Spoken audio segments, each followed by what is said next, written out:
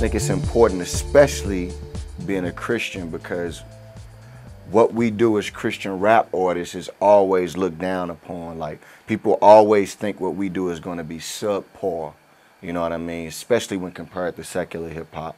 So just trying to hone in on my craft by making sure that my flow is on point.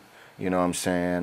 The way I ride different beats, just making sure that my music is just as good as what's heard regularly, whether that's by how I pick beats, how I write rhymes, storytelling ability, punchlines. Like, I think even as Christians, like, we want our craft to be done excellently. I think studying the art form, you know what I'm saying, definitely should be something we do as we look to glorify God with it.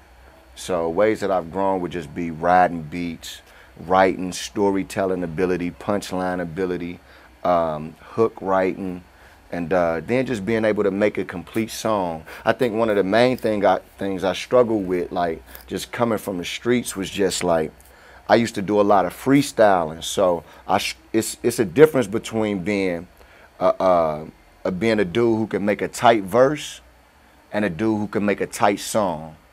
So a dude who can make a tight verse could write 16 bars and they all could be tight.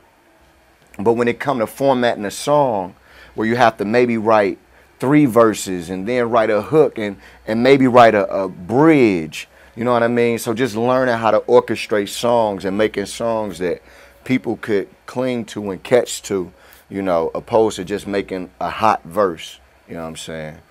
And then I think another thing is just realizing that just because you got a dope flow and a dope beat don't necessarily mean they go together. So your verse could be tight and your beat could be tight, but if they don't mesh well together, then they don't sound like a good song. So trying to pick beats that mesh well with what I'm saying so that they help to communicate what I'm saying better. So I think those are a couple of things that we have to wrestle through as artists.